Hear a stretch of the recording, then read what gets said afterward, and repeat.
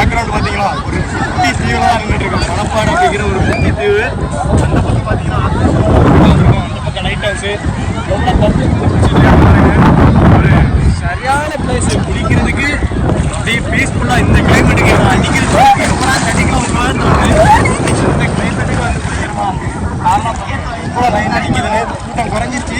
அப்படியே ஒரு தண்ணிக்குள்ள போய் கொடுப்போமா பார்ப்போம்.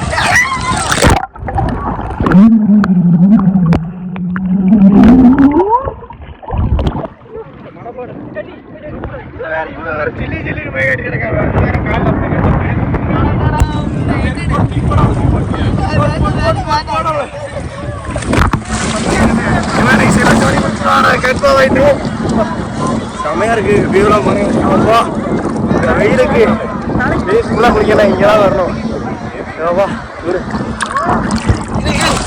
சின்ன பிள்ளைல கூட இங்க கூட்டு குளிக்கலாம். வெயிலுக்குலாம் ஏன்னா இப்போ எங்கடா போவோம் அப்படின்னு நினச்சிட்டு இருப்போம். மணப்பாடு உங்களுக்கு ஒரு பெஸ்ட்டான சாய்ஸாக இருக்கும்.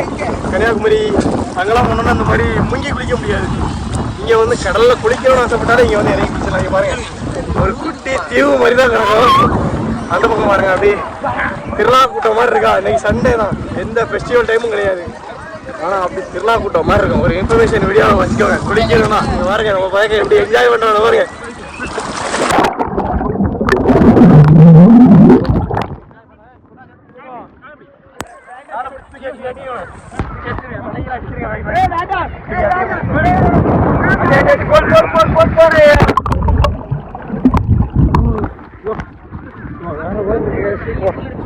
வாங்க லொக்கேஷன் வேணா கமெண்ட் பண்ணுங்க, உங்களுக்கு லொக்கேஷனே போட்டு விட்றேன். அம்மா ஊர் தான் மணப்பாடு. வாங்க சோண்டோரி. அப்பா கண்ணெலாம் எரியுது வெயில்ல. ஸோ கண்ணெலாம் எரியுது. ஆனால் அப்படி திருவிழா கூட்டம் மாதிரி இருக்குது வண்டியெல்லாம். எனக்கே ஆச்சரியம். ஏன்னா நான் சின்ன வயசுலேருந்து இந்த ஊரில் தான் பிறந்து வளர்ந்துருக்கேன். இவ்வளோ கூட்டம் வரும்னு நினச்சி கூட பார்த்தே கிடையாது. எனக்கே ஆச்சரியமாக இருக்குது. நம்ம ஊராரா இது அப்படிங்கிற மாதிரி இருக்குது. குட்டி தீவு பீஸ்ஃபுல்லாக ஃபேமிலியோடு வந்து என்ஜாய் பண்ணுங்க. போடுறாங்க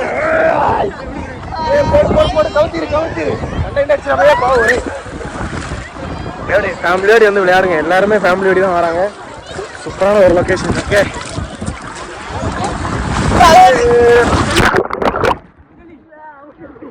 மழையே அடிக்காது பெருசாக. இதெல்லாம் சின்ன அழகா ஒன்றுமே பண்ணாது. தண்ணி பாருங்க இது போலதான் நடக்கும்.